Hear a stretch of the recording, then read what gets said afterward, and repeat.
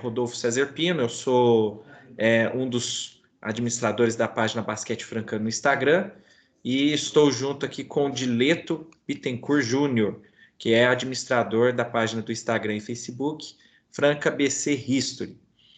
Nossa iniciativa, através desse semanário, é começar um projeto que venha a conversar, né, sobre o basquetebol de Franca, algo que aqui na cidade é muito pouco conversado, né, a gente não encontra conteúdo online, e conversar também sobre competições que de alguma forma ligam-se com o basquetebol de Franca. E se tudo der certo, isso aqui vai se tornar de fato um semanário. A gente vai toda semana separar alguns assuntos e através desses assuntos vamos conversar, debater através de estatísticas, dados, curiosidades, opiniões. Basicamente é isso. Na verdade, eu e o Dileto, a gente já tem um costume de conversar muito via WhatsApp, só que as nossas conversas são privadas, né? Então, o que a gente pensou? Vamos tentar tornar público esse debate de ideias, esse debate de opiniões, com quem esteja interessado. Eu tenho certeza que há muitas pessoas que seguem as páginas nossas, né? Que têm talvez o interesse de saber um pouco mais de basquete, conversar um pouco mais de basquete, mas não encontram conteúdo. Então, eu gostaria que esse projeto fosse bem recebido por vocês, se ficar bom, mas se também ficar ruim, que a gente receba os feedbacks para melhorar. Boa noite, Dileto. A palavra agora é sua. Se quiser falar alguma coisa a respeito, fica à vontade. Boa noite, Rodolfo. Um prazer, cara. É bom falar basquete Franca, principalmente. Você falou aí, né? O basquete Franca não tem essa mega de informação assim virtual, principalmente, né? É uma coisa mais em termos de rádio, que é uma coisa mais histórica em Franca, né? Não está muito estabelecido em termos de internet, YouTube e outros canais. Então, vai ser importante a gente falar sobre isso, sobre basquetebol de Franca, principalmente, né? Que eu acho um basquetebol muito elitizado, chega para poucas pessoas, quem sabe possa chegar para mais pessoas daqui em diante. Com certeza. Dileto, vamos lá então. Essa semana é uma semana que nós temos algumas definições importantes, né? O campeão da Champions Europa foi consagrado no domingo, né? A final do Final Four teve o representante da Alemanha, Telekom Bonn, contra o israelense de Jerusalém, né? O quadro de Jerusalém. E aparentemente esse pode ser o nosso grande rival em setembro, quando a gente estiver jogando o Mundial. Eu ouvi falar em alguns lugares que Franca é favorito nesse confronto, caso venha a ocorrer, e tem quem diga que era melhor vir os alemães e não os israelenses. Dileto, o que você acha desse confronto? Ficou satisfeito pela vitória dos alemães ou preferiu os israelenses? Você acha realmente que Franca é favorito? Vamos lá. Olha, cara, não pegando os espanhóis já foi bom, né? Pela tradição deles nos torneios intercontinentais, eu acho que já foi um ganho.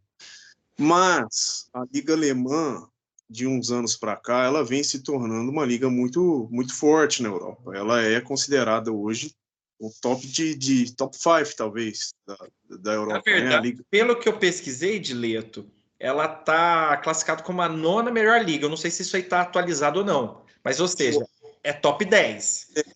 Acho até que está mais para cima. A liga italiana caiu bastante, né? Então, assim, antigamente, né? Vamos falar do basquete alemão, assim, mais antigo, né? O Shaw Bradley, que foi um pivô que jogou na NBA nos anos 70, foi um alemão que abriu as portas. o Detlef Schrempfer, que jogou nos anos 90, muito conhecido na NBA, no Seattle Sonics, abriu as portas principalmente, e depois o Nowitzki, né, que fez o basquete alemão virar protagonista. Mas a Liga Alemã já tinha o Bayer Leverkusen lá na década de 90, inclusive enfrentando o próprio basquete de Franca, como uma das potências da Europa, né? Depois tiveram um hiato e estão novamente aí com outros times, veio o Alba Berlim na Euroliga, né? E agora vem esse time novo, né? Um time mais recente. Pelas informações que eu tive, né, e que a gente tem, assim, é um time bom, mas que não deve manter a base para disputar essa competição, né? São times que geralmente desmontam, né? Vai depender muito da campanha no próprio campeonato alemão. É, Mas, assim, igual eu estava te falando, não pegar os espanhóis, que são mais tradicionais, eu acho que foi um ganho, mas é um ganho que a gente só vai saber, de fato, lá na competição. sim, e por falar na questão até do campeonato alemão, puxando os números, né, dessa equipe, a gente verifica que na atual temporada, ainda ela está em andamento, eles estão em fase de quartas de final. O Bonn, né, o Telecom Bonn, ele foi líder da fase classificatória com apenas 2 derrotas, inclusive derrotou, né, na fase de classificação o Bayern de Munique, que é uma equipe da Euroliga, nos 2 jogos lá dentro do ginásio do bar, quanto na casa deles. E é a melhor campanha geral e tem, né, o MVP da Liga Alemão, que é o TJ Shorts, né?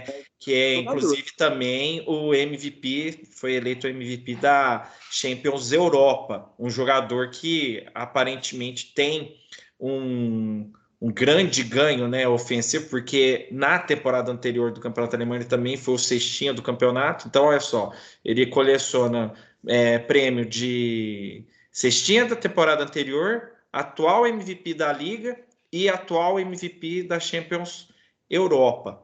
Esse jogador provavelmente não deve ficar, né, já que É, uma tem ação que a essa gente tem questão. até de gente lá da Alemanha, colegas nossos, que ele deve sair, né? A probabilidade é grande, até porque é costume, né? Desses jogadores que nessas ligas que não são ACB, é, a própria Itália antigamente, né? Esses jogadores que destacam mais vão para essas ligas maiores, né? Sim, e olha só que curioso, o TJ Shorts, né? Ele é baixo, ele tem 1,75 m e joga um basquetebol de primeiro nível. Eu não tive a oportunidade de ver a final, porque ela não foi televisionada para cá, mas a gente vê nos highlights, você percebe que ele é um jogador de bastante variação, né? E outro detalhe que também me chamou a atenção nesse time, o técnico o Tuomas Lissalo, que é finlandês, ele foi eleito o melhor técnico, né, do Campeonato Alemão nas 2 últimas temporadas, na anterior e nessa atual. E também foi eleito técnico da Champions Europa, o melhor técnico. Ele provavelmente não deve sair. Mas, então, esse talvez seja o risco do time ser bem montado e trazer alguma dificuldade adicional. Eu fico meio pé atrás, porque, assim, eu não sei se você acompanhou o Enéas Lima, fala que o Frank é favorito. Eu já tenho minhas dúvidas. Eu acho que esse time alemão ele pode engrossar e eu acho que ele não é morto igual um São Paulo Burgos de uns anos para trás, não. Rodolfo, o negócio do o brasileiro, né, em si, né, o Enéas sabe de basquete, ele não é bobo, mas o brasileiro ele tem mania de destacar a gente como favorito, principalmente porque não é, como eu tinha destacado, uma equipe da Espanha, uma equipe da Itália, uma equipe, né, Centros tradicionais. aí segue um alemão, já acha que é uma equipe fraca, o que não é bem assim, né? Para quem acompanha basquete de fato, sabe que é uma equipe de poder, que é uma equipe que tem. Se manter, por exemplo, todo o elenco que foi campeão, vai dar muito trabalho para a Franca ou para qualquer outro time da Intercontinental. Mas eu duvido muito que mantenham, né? Eu acho que até o técnico é ameaçado de sair, principalmente para esses centros maiores, como o próprio Bayern de Munique, por exemplo, que disputa a Euroliga, né? Deve estar de olho num treinador desse. Mas eu acredito que é aquele negócio. É um favoritismo de Franca, entre aspas, né? Vai enfrentar um centro que não tem muito combate, né? Mas que quem está acompanhando sabe que a Liga Alemã cresceu muito e os times alemães são times perigosos. Eu até chequei aqui. Esse time alemão ele tem umas características muito semelhantes com as características do basquetebol de Franca, né? Por exemplo, na Liga Alemã, esse time, na primeira fase, ele teve média de 89 pontos. Franca, no NBB, teve média de 90 pontos. Na defesa, Franca teve uma média de 77 pontos tomados. Eles tiveram 72. Quer dizer, eles têm uma característica de jogo que parece que casa muito bem com o Franca. Ele tem essa característica de ser um time muito ofensivo. E esses números também na Champions Europa foram mantidos, porque em termos de defesa ficou praticamente igual. Eles tiveram uma média de 73 pontos tomados e fizeram 82 pontos de média. Aqui eles deram uma caída, mas você percebe que eles têm um DNA ofensivo, você percebe que eles é um time que provavelmente vai jogar e vai deixar a Franca jogar, o que, de certo modo, é bom para nós, né? Que temos aí uma força ofensiva muito característica, né? Que é o que dita o nosso jogo. Eu caso com essa opinião sua. Eu acho que é um time que joga e deixa jogar. Não é um time bem característico de Europa, assim, que vai prender muito o jogo, não. Eu estava olhando também, é um time baixo, né? Pelo menos Sim. essa equipe não é uma equipe tão alta assim como é característica de europeus, né? Tem um ou outro jogador mais alto, mas a maioria é uma equipe mais baixa. Eles têm assim, fica entre 1,90 m, 1,95 m, por aí. Tem alguns, os pivôs deles que são bem altos, né? Eles têm pivô de 2,11 m, 2,03 m. Inclusive, um dos pivôs deles integra a seleção alemã que provavelmente vai jogar o Mundial. Então, esse é um ponto assim. Eles têm peças, né? Essa é a verdade. Eles têm boas peças. Vamos ver se eles vão conseguir mantê-las para o Mundial, né? Que é em setembro, vai ser início de uma nova temporada. Eu acho que vai mudar muita coisa diferente de Franca. Franca, pelo que saiu, ele vai manter muito provavelmente a equipe inteira. Parece que, com exceção do Marci e do Smith, é quase certo que todos os demais devam ficar. Já os alemães, provavelmente eles devem ter bastante mexidas, né? Isso pode ser também um fator que nos favorece. A gente espera que sim, né? Porque Franca precisa, é um final de ciclo, digamos assim, de competições, né? Franca vem ganhando, né? E chega no cume-se da Intercontinental, né? Eu acredito que todos os jogadores de Franca vão querer jogar a competição, né? Eu acho que é um fim de ciclo não para acabar ali e os jogadores irem embora, mas é um fim de ciclo de competições, né? Onde o jogador quer chegar. E agora, vamos pegar o seguinte. Franca, a última vez que enfrentou uma equipe europeia foi em 99. Naquele campeonato de Córdoba, a gente enfrentou um time espanhol e um time italiano. Nós perdemos os dois jogos. E as nossas últimas vitórias foram em 98, contra um time francês, que era o Pau Orthez, campeão francês, e o Valência, que era campeão da Copa do Rei. Quer dizer, fazem 25 anos que a gente não ganha de um europeu e 24 anos que a gente não joga contra uma equipe europeia. Quer dizer, vai ser a primeira vez no século que a gente vai jogar provavelmente vamos jogar contra uma equipe europeia. Isso porque, né, tem as fases preliminares, a gente tem que passar delas para enfrentá-los. Essa falta de rodagem, vamos dizer assim, do elenco atual, porque do elenco atual quase ninguém tem experiência internacional, né? A gente tem um jogo muito fechado na América do Sul. Você acha que vai fazer falta lá no Mundial essa questão de não ter experiência? Tem dois fatores aí, porque uma coisa, por exemplo, igual você falou aí, uma coisa é se jogar pela seleção brasileira, ter uma rodagem pela seleção, até jogando contra europeus, E outra coisa é Franca jogar contra uma escola, né? São coisas diferentes.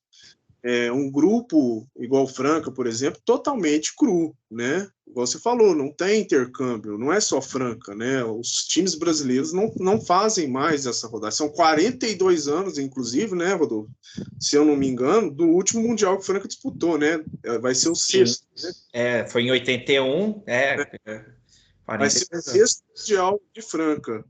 Você vê, e a gente de lá para cá fazia muitos jogos amistosos internacionais, então, assim, era frequentemente convidado, que eu acredito que ainda é convidado para jogar, mas não aceita, por vários fatores, financeiros, calendário e tudo mais. Mas eu acho que faz falta, sim, eu acredito até como sugestão, né? A diretoria deveria pensar assim, jogar um pré-torneio, um amistoso qualquer, não precisa ser uma equipe de ponta da Europa. Eu acho que o importante é você jogar contra a escola, né? E até assim, a gente tá focando muito no time alemão, que é o que a maioria está focando, né? Como se fossem os dois favoritos, e realmente de fato devem ser, a não ser que a FIBA queira prejudicar todos nós e jogar mais um europeu aí na parada.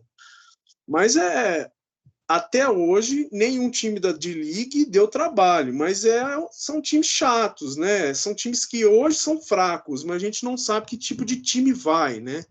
E geralmente é o cruza com o time da América do Sul, né? Se de fato acontecer.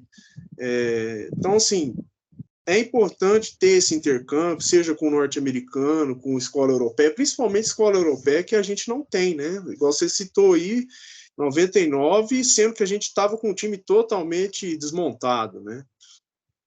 E já entrando nesse assunto do Mundial, pela primeira vez a FIBA vai fazer o Mundial Interclubes na Ásia, vai ser em Singapura, entre os dias 22 e 24.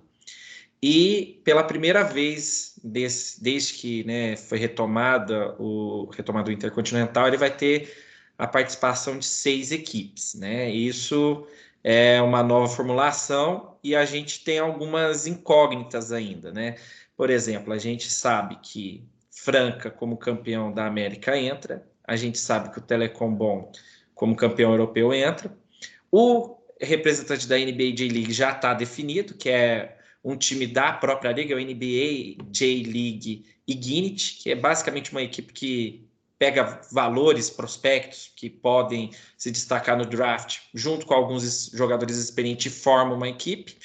Já é mudança das outras Antes o campeão, agora vai uma equipe que é meio que um NCAA/college, vamos colocar assim, que assim, a gente não sabe qual que é a real qualidade, porque vai ser muito moleque. Provavelmente a qualidade vai ser um pouco mais baixa. Só que aí vem agora 3 problemas, né? Que são as incógnitas. Vamos ter um representante da Liga Chinesa, que vai ser de livre escolha entre a Federação Chinesa com a FIBA, mas uma escolha que não está definida, que vai ser ainda revelada pela FIBA, e o campeão africano, que provavelmente esse daí é uma escola que não vai trazer dificuldades para nós.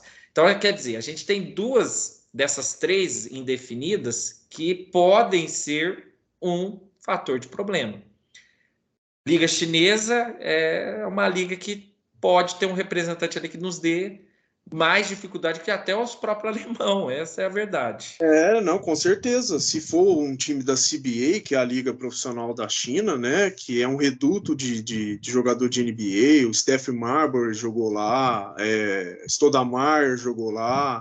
Então, assim, vários jogadores que não cansaram de NBA ou não jogaram mais, foram para a China jogar.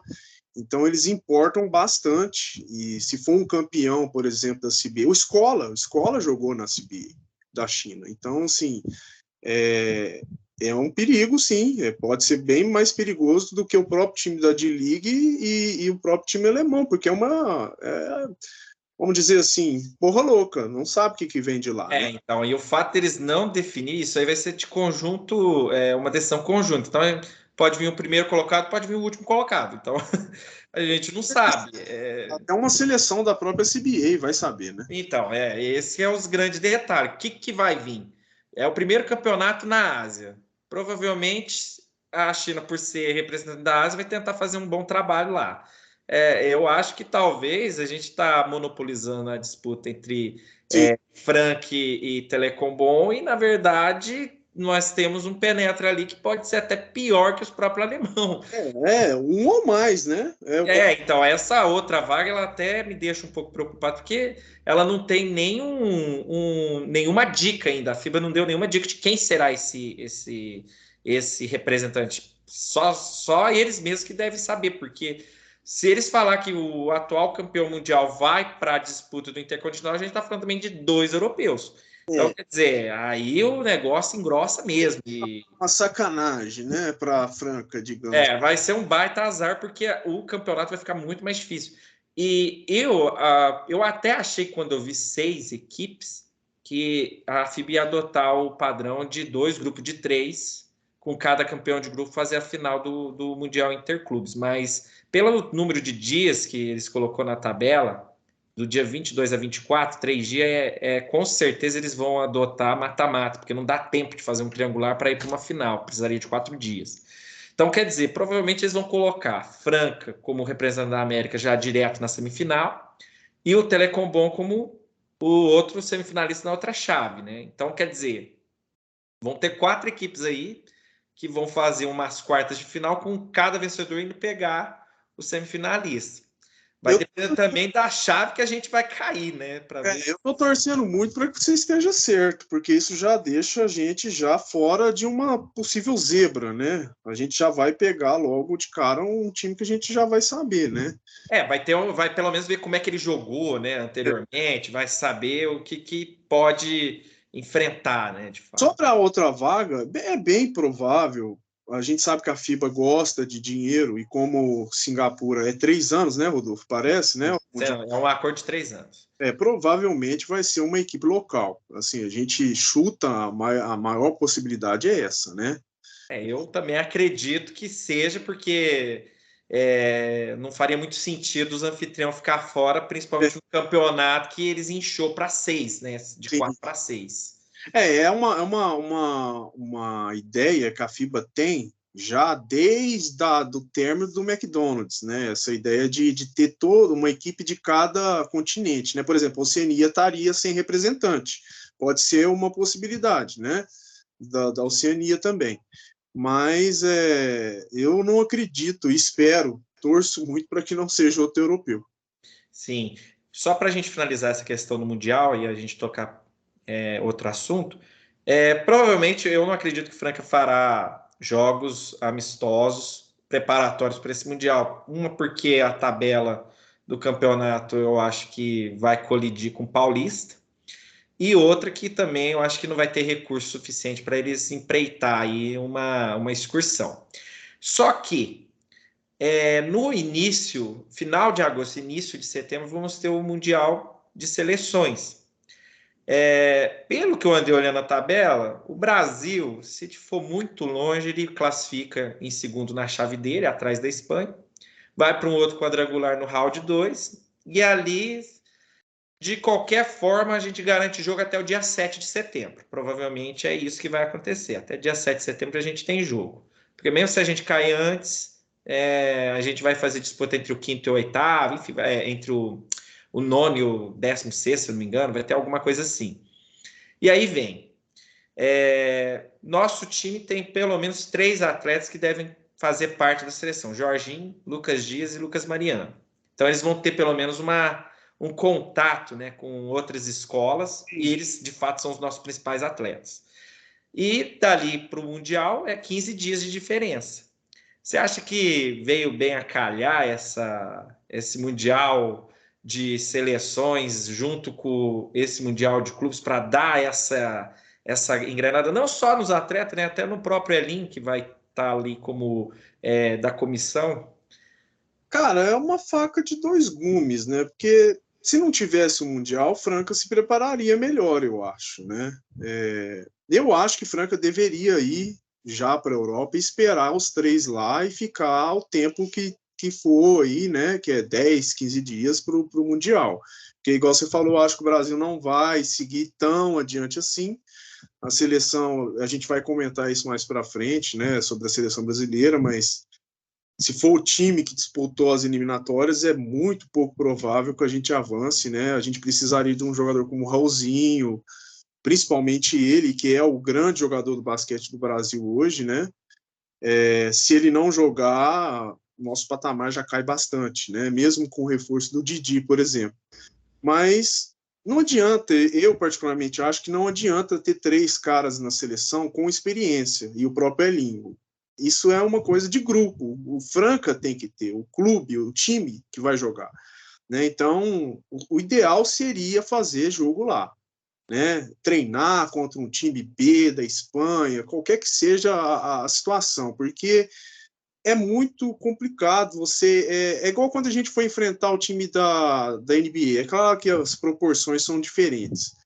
Você prende, o jogo fica gelado, entendeu? Você não conhece a quadra, você não conhece o cara que está do seu lado, você não está acostumado a jogar. Então, é um combate totalmente. Você pode. Claro que tanto para eles como para nós. Pode ser benéfico, mas a chance de dar ruim é maior. Né? Porque o nosso intercâmbio realmente é fraco.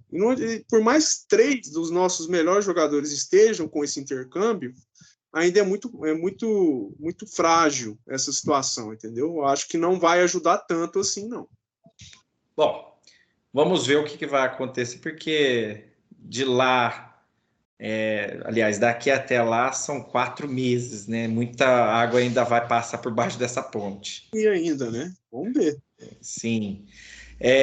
Bom, Dileto, para seguirmos, Acabou o jogo lá? Acabou. o jogo do Flamengo encerrou com vitória do São Paulo. Nós já temos, então, o primeiro finalista do NBB e com certeza vai ser uma final inédita, porque se for São Paulo e Franca, nunca aconteceu. Se for São Paulo e Minas, também nunca aconteceu. Dileto, final. São Paulo na final, 3-0, uma varrida em cima do Flamengo. Você esperava o São Paulo na final, 2? Você esperava que fosse tão fácil assim? Então, uma varrida não. Não esperava uma varrida, mas um confronto difícil eu esperava. O time do São Paulo é um time subestimado. O próprio Bruno Mortali, muito criticado, mas está sempre chegando. Se você olhar nos campeonatos, eles estão sempre chegando. Mas, assim, o time do Flamengo é muito mal montado esse ano, né? O Gustavinho vem de 2 trabalhos ruins, né? De anos ruins. O ano passado perdeu para a Franca com um baita time que eles tinham, né? E esse ano um time mal montado com problemas extra-quadra, né? O Vildossa começou muito bem, o argentino, que é um baita de um jogador, mas teve problemas ali de relacionamento, não sei, de salário, coisas do Rio de Janeiro que a gente sabe que sempre acontece, muitos negam, mas a gente sabe que há problemas financeiros de pagamento lá e às vezes tem jogador que, sai de um time que está recebendo, vai para um time que acha que vai receber bem e em dia e não recebe, né? E ainda tem problemas com o treinador, que foi o que aconteceu com o Vildossa, que caiu drasticamente, era o grande jogador do Flamengo, né? E não esperava essa varrida, não. Achava que, pelo menos assim, o time do Flamengo ia se unir. Mas o projeto do Flamengo em si, ele está fadado à mudança já, né? Eu acho que o único que se salva aí no Flamengo, em termos de projeto, não no elenco, é o Marcelo Vido, que foi o que deu o time do Flamengo o status que ele chegou a hoje, né? Que é um time grande das Américas. Tirando ele, acho que vai ter bastante mudança ali em diretoria, talvez até em comissão técnica, rever de novo isso daí. E jogador, então, praticamente todo mundo, inclusive o Enéas mesmo, né? Que é um comentarista que muita gente acompanha, citou muito a contratação do Aguirre, e para quem acompanha basquete, sabe que o Aguirre nunca foi um grande jogador. Né? Ele era um jogador de São Lourenço, era um armador, como a gente diz, normalzinho, né? Ele tinha ao lado dele, por exemplo, o Tucker, MVP, Mata, um porto-riquenho, vários pivôs pontuadores, ou seja, o cara só precisava distribuir a bola. E no Flamengo ele veio contratado como um cara, né, para chegar achando que ia ser um grande armador. Já foi um erro, né? Então, assim, o time foi mal montado, o time do Flamengo, né? O Gustavinho com problemas com o relacionamento novamente, já tinha há 2 anos, mesmo ganhando o campeonato, né? O próprio Marquinhos já deixou a entender isso daí. Então, eu acredito que, assim, a varrida foi surpresa, mas o São Paulo ter ganhado o Flamengo, não. Então, falando no Marquinhos, né? É curioso como que o Marquinhos, né? Ele tem um brilho, né? Uma luz com ele, né? O São Paulo, quando o Marquinhos foi para lá, ele mudou o nível. Tanto é que foi campeão paulista e campeão da Champions América, e muito por causa dele. Não que o Tyrone não foi importante, não que o Elinho não foi importante, não é isso, mas é que ele parece que ele tem uma forma de jogar que ajuda muito as coisas encaixarem. O jogo agora mesmo, esse terceiro jogo do Flamengo contra o São Paulo, o Hetzheimer teve uma andada, que o juiz marcou a andada, mas o Hetzheimer começou a reclamar de falta e começou a ter uma paralisação lá por causa de meia discussão e tal. O Marquinhos, ele não estava fazendo outra coisa a não ser ir num companheiro de equipe dele e dar ali uma lição, né? Dando uma moral no cara.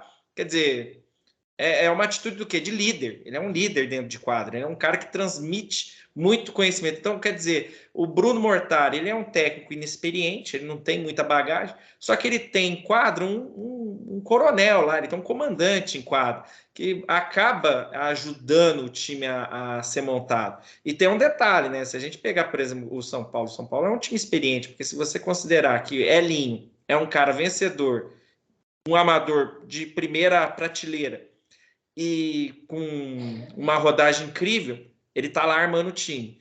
O Coelho é um jogador que ele tem uma explosão dentro de quadra que ajuda muito, ele entrega muita energia dentro. O Bennett é um americano que ele também é subestimado, mas é bom. Ele mata muita bola, ele tem, vamos dizer assim, frieza para decidir jogadas. O Renan Lenz é um ala pivô, na minha opinião, do mesmo nível do Lucas Dias. Ele se encaixa ali, ele é versátil, né? Ele sabe jogar dentro, sabe jogar fora. Então, assim, o São Paulo não estava nem com o Tyrone hoje. O Tyrone está machucado. Mas você percebe que esse time, eu acho que ele é mais sorte do que o Flamengo dentro de quadra e no papel não fica fora muito, não, porque o Flamengo, infelizmente, esse ano, realmente, eles montaram um time muito equivocado. Eu acho que não teve uma ideia de jogo. Eles pegou ideia de jogadores, mas eles não fizeram uma ideia de jogo. Essa é a verdade. Eu acho que é por isso que saiu da forma como saiu essa temporada. O Flamengo, ele gosta muito de status, né? O Flamengo, ele vai em cima de status. Então, ele vê um jogador na Argentina, principalmente, que é o reduto do Flamengo, que ele gosta de buscar jogador que está jogando na Argentina, então ele vai muito por status. Foi no caso do Aguirre e o caso do Vidosa, que não estava na Argentina, estava na Europa, né? Mas a carreira no São Lourenço, né? Mas o Marquinhos, você falando do Marquinhos, o Marquinhos é um jogador espetacular, é um jogador que é o último dos últimos, né? Vamos dizer assim, dos alas grandes do Brasil, né? Ele é um ala muito grande, sabe fazer. Ele até sabe armar jogo, então, assim, ele faz de tudo na quadra. E hoje, você falando que ele está orientando, hoje ele está bem mais nessa vibe de orientação. Antigamente ele até reclamava mais, né? Mas hoje ele está bem mais nessa fase. E o Bruno Mortari, por sua vez, ele está agindo meio como o pai dele fazia antigamente, que era um treinador que deixa os caras jogar, entendeu? Os caras meio que montam ali e faz o jogo, né?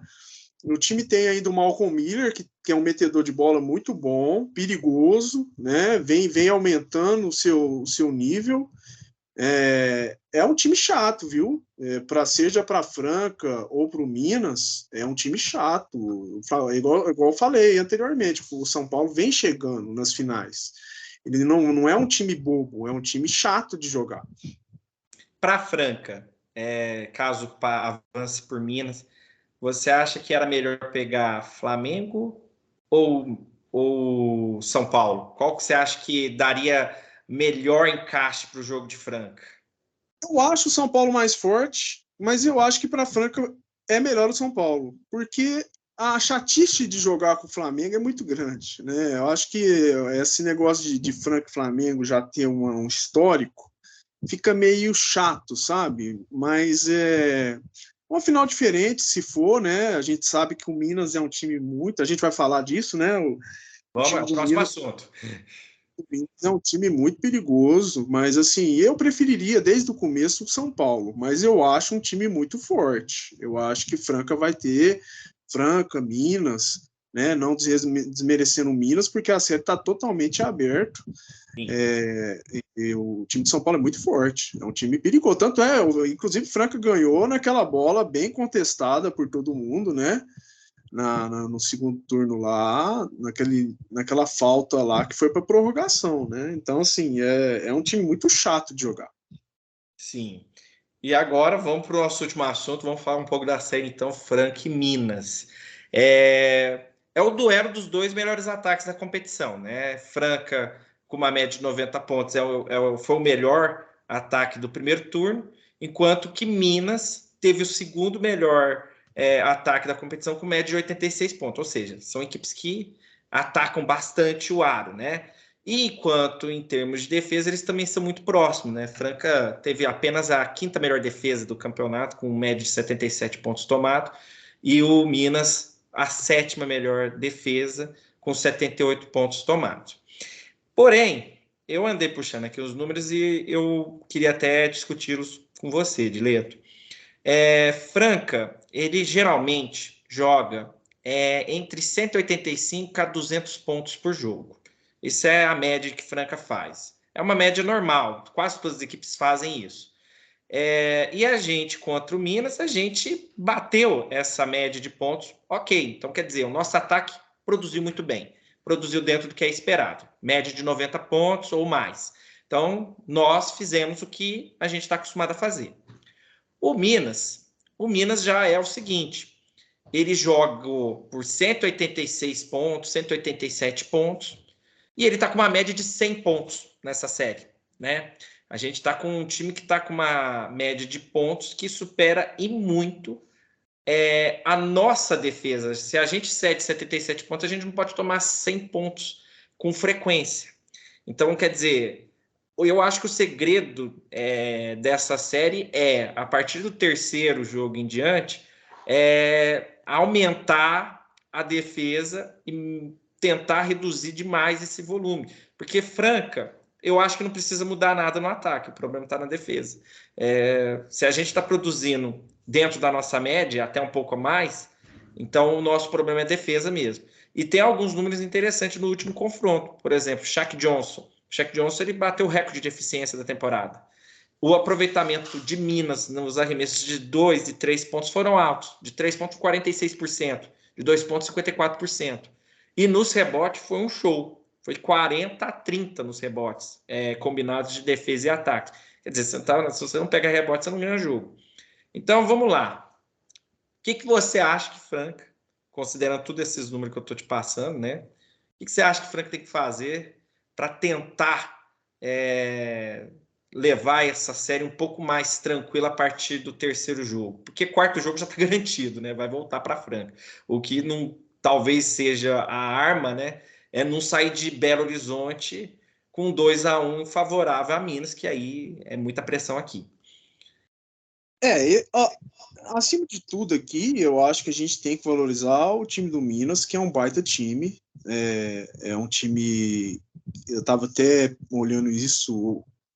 Ele foi muito instigado até pelo basquetebol de Uberlândia, né, na época, né? Porque a Unitri ganhava tudo. O Minas nunca foi um time de ponta no basquetebol até então. Então, o Uberlândia começou a ganhar muita coisa e o Minas começou a correr atrás. chegando em Liga Sul-Americana, e depois, ultimamente, nos últimos anos, se não me engano, 3 vezes medalha de bronze em Liga das Américas e Champions, né? Ou seja, é um time calejado. E tem um jogador que você citou aí, que na minha visão é o grande diferencial do time, que é o Shaq Johnson, é um jogador quase que imparável, né? Franca fez isso com a Unifacisa, que eu acho que é o segredo para tentar diminuir um pouco a situação, é a dobra nesse jogador, mas não é uma dobra simples, né? Não adianta só dobrar no jogador, isso depende da equipe toda. Você vê que no último jogo, dobraram nele no começo do jogo, ele estava bem marcado, só que ele estava soltando a bola e os outros todos livres com um ótimo aproveitamento. O Renan, o Paranhos jogando o que não joga, né? O argentino, né? O Alexei é um grande jogador, está voltando e vai render, né? Eu acho que o Alexei e o Shaq Johnson são os grandes nomes no Minas, né?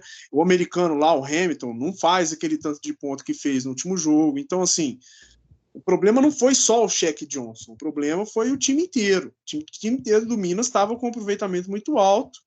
Não vou dizer que foi um jogo atípico, porque o time do Minas tem esse potencial ofensivo, você acabou de dizer, mas a gente tem que ter uma escolha. Ou deixa o Shaq Johnson fazer o que ele sabe, né? É o que a gente fazia com o Oscar. Deixa o cara fazer 40 pontos, mas o resto não faz nada.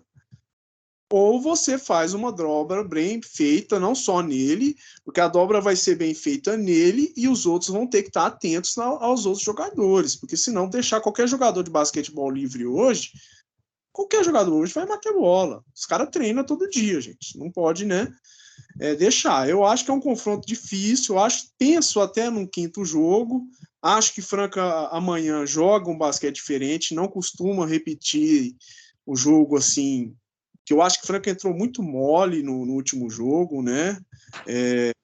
Levou um 11-0 logo de cara, né?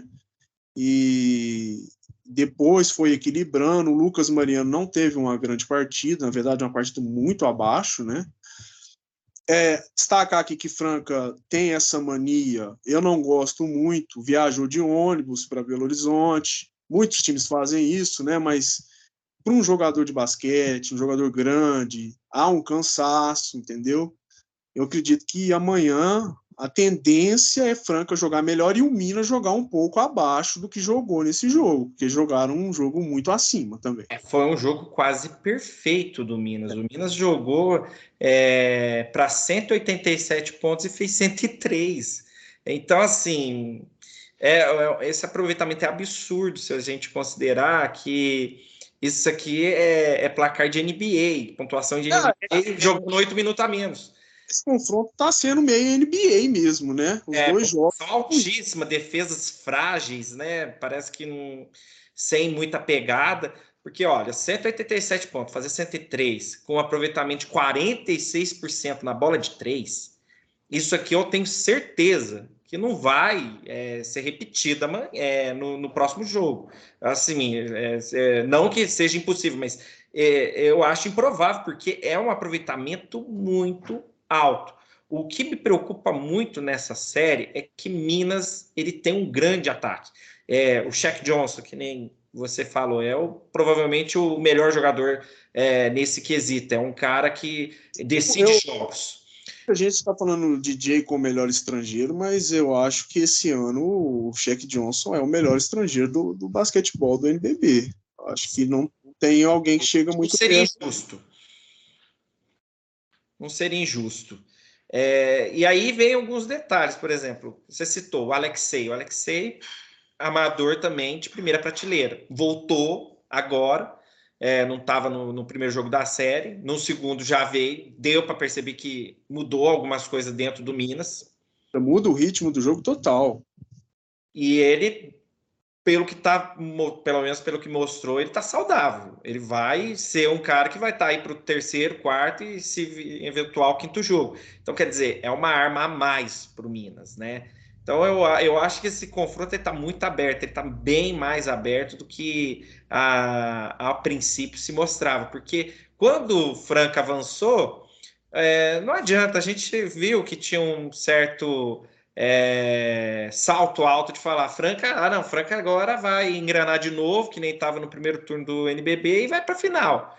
Mas não é bem assim. O time do Minas é um time muito perigoso. É a segundo melhor ataque, não é à toa, né? Não, eu acho que isso é bem do francano, e aí eu me incluo nisso. A gente é assim, né? A gente ficou muito tempo sem perder, a gente ganhou de todo mundo. Inclusive, um detalhe interessante, que os jogos que a gente ganhou do Minas, todos os jogos eles estavam desfalcados. Um jogo o Alexei não jogou, o outro Wesley Senna não jogou, que inclusive deve estar fora da série, né? Wesley Senna, que é um pivô de nível do Minas, né? Tem uma pontuação alta. Todos os jogos que a gente ganhou deles, eles estavam desfalcados. Sim. No E, jogo, o primeiro jogo, inclusive, foi 94 a 92 para a Franca, lá na prorrogação. Quer dizer, uma posse de bola. O jogo aqui no Pedrocão foi 94 a 90 para nós, quer dizer, 2 posses de bola. Foi jogos muito apertados. sim, sim. É o famoso jogo, joga e deixa jogar. Eu já esperava isso, né? Só que eu não esperava um rendimento alto dos outros jogadores, além do Shaq Johnson. O Alexei, o Shaq Johnson, talvez o Wesley Senna estivesse jogando, eu espero desses três. Mas o Renan, ele tem um bom aproveitamento de 3 pontos, mas não vinha jogando bem contra a Franca, fez um jogo muito forte nesse último jogo. O Hamilton não tinha jogado nada, praticamente, né? Vários jogos zerado, 4, 5 pontos, também jogou muito bem. O Paranhos, muito livre para jogar. O Lucão é um jogador muito grande, é só levantar o braço, entendeu? Tem que estar mais alerta nisso, né? Mas não é só ele, né? O time inteiro tem que estar alerta. E outra coisa, o Scala vem numa caída grande, a gente sabe que há um desgaste emocional por parte de Franca, porque ganhou demais. Isso ia virar staff, né? Não é só a questão física, é uma questão emocional de ganhar tudo, você ganha toda hora, uma hora o jogo vai cair. Isso está acontecendo com alguns jogadores. É o caso do Scala, que não veio bem nem na série contra a Unifacisa, o menino armadorzinho Corvalan praticamente anulou ele, tanto na defesa como no ataque. O Smith oscilando bastante, né? A gente espera um jogo mais concreto dele. E o Reinan precisa jogar um pouquinho mais. Eu acho que o Reinan vem mostrando que é um jogador que sabe defender bem. No jogo que a gente ganhou da Unifacisa bem, de mais de 30 pontos, se não me engano, ele foi o fator primordial. A dobra certinha foi dele em cima do Gaskins, que foi jogar só lá no final do jogo. Então, assim, acho que a gente tem algumas mudanças, o Elinho sabe disso, não tem jogo que se repete, né? O Elinho está atento, acho que o Scala vai melhorar. Ele é um jogador que tem essa capacidade. Ele não vem bem, ele sabe disso, mas eu acho que ele vai melhorar. E ele melhorando, ele sempre foi, né? Franca tem um tripé muito forte, mas e além do tripé, o DJ é um jogador muito regular. Mas o Scala sempre foi a válvula de escape, né? Quando o jogo estava muito apertado ali, ele vai metendo as bolinhas, vai dando as assistências, vai dando uma folga para o Jorginho. Então a gente está precisando dele. E eu acho que ele vai corresponder. Mas a série é difícil, a série é complicada. É igual eu falei anteriormente. É uma escolha que dá para tirar um pouco do volume do cheque? Dá para tirar. Mas tem que ter uma escolha.